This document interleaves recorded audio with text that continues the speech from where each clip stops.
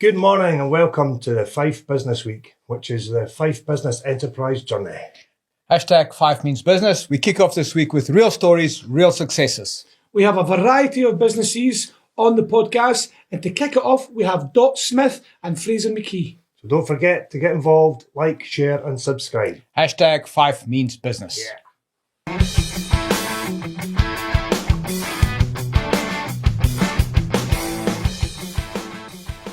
So thank you to Pete and Andrew. Now we have Timmy from AYT Foods. And remember, hashtag, guys, what is it? Fife means business. So welcome back. Episode 3, we have Temi Ajayi Salami from AYT Foods. Welcome. Temi, tell us a little bit about your story and welcome. Thank you so much for having me on this platform. My name is Temi Ajayi Salami. You can call me Temi. So I moved to Scotland with the family in February 2021. And could I just ask you why Scotland? Well, all the places in the world that you could go, why Scotland?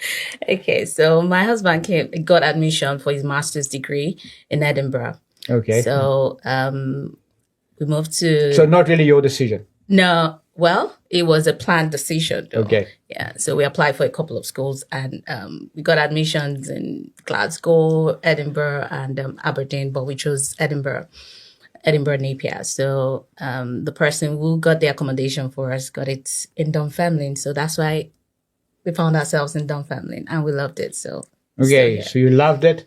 And how did this idea start? How did this business start? Okay. I've always been a business person, an entrepreneur since way back 2003.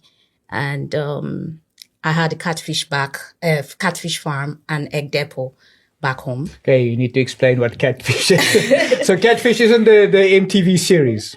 No, Okay. catfish is a fish. There we go. Well done.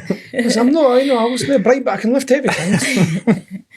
So moving here, I knew I was going to start a business, but I didn't know what it was going to be at the point. So when we got here, there was no Afro-Caribbean grocery store around. And it was quite a challenge because, having familiar foods around, it was difficult. We had to, after doing some research, I found some stores in Edinburgh, Glasgow, and England. So I would easily order online, but it was kind of off. And I knew we had a growing community, so I decided to do some research on it and see if it was going to be something that would be viable for me to pursue. And I did, and I stumbled on Business Gateway. I found a lot of resources on the website, which helped me with my research. And that was when I knew that I was going to go into it. I did the research for about 2 years before I decided to go all out. I was working with HMRC and then moved to DWP and decided to start the business December 2023. That's brilliant. So there's a lot of validation. You've done quite a lot of research and validation on it, which is good. Not everybody does that. Some people just jump straight in. There's an argument for it. So and since you've started up now, then how have you found it? Like, are you getting quite a lot of business coming through? And is it just from a community that's there, or is anybody coming in? Are you getting quite a lot of different kind of backgrounds coming through? Okay, so while I actually opened the business not just for the Afro-Caribbean community, Right. It was open to all food enthusiasts and anybody who would care to learn about the culture. And I must say that it's been quite encouraging from different communities. I have a lot of them as customers. They come in, they want to learn more about the food. They want to learn about what we do, what we have. And I have, the store is stocked with variety of items, products that anywhere from any background, you would definitely find something you're familiar with. So, yeah. Good. I'll be in. I'll definitely come in. This man Like eats my food. everything. He loves his food. There's never scraps left. He is the man that'll take it. So if you look back now on your journey, what is the one thing you underestimated the most in starting this business? Well, it's the stress. The stress that comes with starting a business. Having had business experience of since 2003, and moving here, I had a lot of workforce back home. Mm-hmm. coming here was a different ballgame, the staffing and limited support in terms of having to delegate, some things that you need to do. So I became the marketer, branding officer, social media manager, accountant, all round. Delivery driver, product order, merchandiser. Yeah, exactly. Procurement officer, everything, admin, secretary, everything at once. So, and I've got a family. I've got 4 kids. So Not easy. Well, it's not easy. It's all round work because once I close from work, I get home. I'm in the kitchen. Second job, yeah, exactly. And and I've still got pending things to do. So yeah, but I'm learning to delegate things now. I've got a team of 4, so good. we're getting That's there. good. So how difficult do you find retail? Because I mean, there's a shift between having an actual online store presence and have something on the internet where people can find you. Is that difficult? Is that something that you worry about, or are you just focusing on the store? Well, we have presence, both we have online presence, and we have the physical store as well. Which one's better? Well, the physical, because the physical, I would say, the physical store. And that's because, like I said, I had limited resources at the start. I did the website initially. I built the website from scratch with WordPress, not even the ready-made one with WordPress. Before I was able to afford getting someone to manage that. So it was kind of a bit of a challenge initially. But now we have a team of 4, and their focus now is to get the business out there to have a wider reach. We deliver across the UK, Northern Ireland, Wales, England as well. So that's getting a bit of traction because now we're getting visibility out there. And I think the awards we've been winning have been helping. So, yeah. So you're based in Bridge Street in Dunfermline. Yes, please. So big step and well done for taking that leap. And obviously the difference from being back home to here, the staffing, the payroll, everything's completely different. So well done there. That's tremendous. Thank you. How big a help has been Business Gateway? Because when you get a retail store, there's a lot of money that has to get pumped into a retail store. The framing, the racking, the tills, the desks, the flooring, the lighting, everything. Just explain to me how much Business Gateway, how much they've done for you. Oh, I would say Business Gateway has been like my number one go-to platform from the get-go. And that's because, like I said, I do a lot of research. So that was the thing that came up initially, and it helped with the resources. However, in terms of funding, because that was a major challenge when I wanted to start, they were able to signpost me to the town center building funds, and that funds really helped with the fittings. They are also able to point me to the direction of a repayable grant. Yep. Okay. Which was really helpful when I wanted to start. And of course with my savings. So, and aside from that, my officer, what's it called now? Is it account officer or sales officer? Yep. Yeah, has been quite helpful. She checks up once in a while. And then I also take it as a point of duty to update on the successes or progress of the business, just in case there's something else she needs to, point my direction to. And if I have any, whenever I'm kind of confused in terms of licenses or some certain laws, I just send an email and she responds as fast as she can. Yeah, that's tremendous. What kind of things have you learned from having a retail space in Scotland that you never knew? And what things, if you were going to do it again, what would you learn from your experience just now? Okay. Well, having a retail store, I learned that because there are different rules that applies to your location. Okay. And from the onset, I wanted to have a store at the city center. So it was an eye opener that even stores, some properties at the city center had different applicable laws. Listed building, unlisted building, So it was quite a challenge. And if you're not thorough with your research, you will miss out on these things and probably get into trouble. Yep. So it wasn't something that you could easily just go online to see. You need to actually check what is applicable to the address, to the particular property, which because I mentor some women-led businesses. I mentor some women that want to start their business. And these are things I have to point out to them because it's not easily accessible online. Even when they see, they don't know what they're looking for. You want to put up your signage.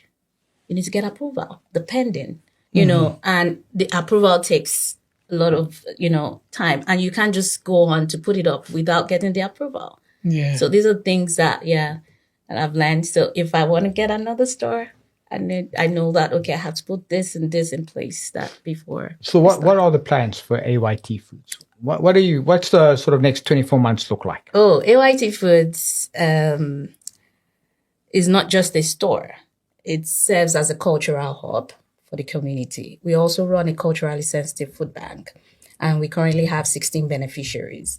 And what brought about the food bank was when I got here, like I said, I had access to food bank, but it wasn't something we were familiar with. So we had to make do of it. So when I opened the store, that was the number one thing because I knew families in our community would be in the same situation. Exactly. And I just wanted them to have a soft landing, so to say, So we currently have 16 beneficiaries. And because of the limitation, self-funded, so I'm kind of limited to the number of beneficiaries. Sure. So I want to expand that, and I also want the vision for AYT Foods is to be a one-stop center. So where we'll have the grocery, dining section, household essentials under one roof, because we're open to launching the first Nigerian restaurant in Dunfermline 5, and that'll be in December, hopefully. That's fantastic. Yeah. And so we also need to expand the food bank as well. So that's the 24 months plan. Well done. I'll definitely be coming to the restaurant. Sure. So what about other cultures coming into the show? People like ourselves coming in there. What are we going to expect when we come into your retail store? When you come into the retail store, my store is not just an ordinary store. The first is the environment, the ambience. You walk into the store and you have the sense of belonging. It's clean, neat, and you're just like, wow. And that's not what you will find in other regular, cultural stores like that. So that's the key thing for me. And then our customer service is top notch. We have variety of spices. We have staples, that you would. And do you do like menu sets? So if I come in, I don't have a clue about some of the cooking, the Caribbean cooking. Do you have menus that you can say, try this, this, and this, and put this together? And okay, so we have some recipes. Although I don't have I'm still working on putting it in a recipe book. But we have recipes available on our blog on the website. Okay. So if you are looking at cooking something that you're not used to, you could just easily go to our website, and then the recipe section, you have a variety of recipes to choose from. Simple, easy recipes that you can just explore. Yeah. Very good. And have you done anything? So you've got Business Gateway, you've got all of that, Investment Fife, you've got this Fife Business Week as well. What have you done in Dunfermline as well? Because obviously Dunfermline's a community as well, so there's Dunfermline Delivers. Does that help you in any way with the shop frontage as well? Because I believe there was a grant for that. Yes. Have you dealt with them before? So we got a grant for the signage, the shop front fitting, and I think I mentioned that earlier by the. It was through Business Gateway. I can't remember the particular department that handled that. Right. But we were able to get a grant for the fittings, and able to get the grant, and it really helped. It really helped because when you're starting a new business, you're limited with funds. It's not like you have anything reserved. I was able to save over the 2 years, but it's still not substantial. And because of the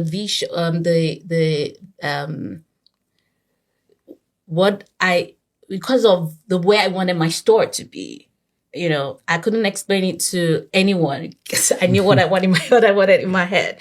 So, and when I got that place, it was like the perfect place that I had envisioned in my head. So it's quite big, and putting products in there was quite intensive. The capital was intensive. So I put in products of 30,000 worth of products in the store, and it swallowed it. Yep. I had to be putting empty boxes to fill up the shelves. Yes. Right. And you would come in and you think maybe I've just put in something worth of 5,000. No, it was 30,000. Wow. But over time we've grown. Yeah. So how does that work now? Because I think Dot was talking about earlier about learning through Business Gateway and all the other platforms about importing, exporting.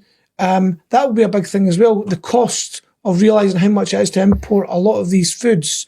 Imagine you are importing these foods. So then just understanding the scalability, the cost implications, then trying to meet your margins as well, your profitability, to cover your rent, to cover your wage. And so many entrepreneurs, so many business people forget to pay themselves first. That's your cost. That should be in your costs already. Then it's the profitability at the very end. So how did you navigate around that? Because you've done it really correct, in my opinion, doing 2 years worth of research and market validation, a fancy word, but you've done that already. So well done to you for that. Okay. But how have you measured, how have you pivoted from the import costs and the margins? How have you worked that? Okay. So we have, initially it was a challenge because,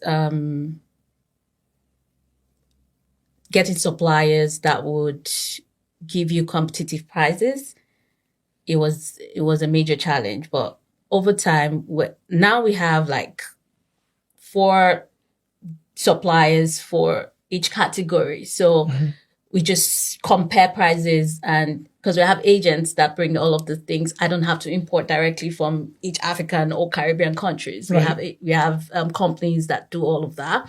So now, at least for each category, we have the fresh produce, we have the frozen, we have the dry food. So we now have like 4 to 5 suppliers in each of these categories. So if that has really helped, but initially when we started, it was a struggle. It was just one, and now we are at a level where we don't have to pay immediately. We get that, brings that days, like 60 28 days, Right. which has helped, brilliant. compared to when we first started, that we had not, gained that trust with the suppliers. So, yeah. And, getting a salary. Well, I'm still not there yet. I'm still not there yet, but what I've tend to do is to generate my payroll monthly. So I don't take anything out. It goes to the director's loan account. So I know that the company is owing me. So that's the interesting thing. When you start a business, right at the top is shareholders, yeah? Yeah. But when payment happens, right at the bottom Yeah. is the shareholders get. The shareholders take all the risk, but they get the least reward because you got to pay your employees first. Then you got to pay your suppliers because else they won't deliver. And you got to pay the expenses. So being in business, and especially retail, because the face of retail has changed. So it's phenomenal what you've achieved in such a short space of time. It's really good. I mean, it's some of the fundamental principles we talk about that gets applied in real life that we like to see. So job well done. Yep, Thank you. very good. Yep. And with that, Michael's going to press the button. This is your world. Shape it, or someone else will. Well,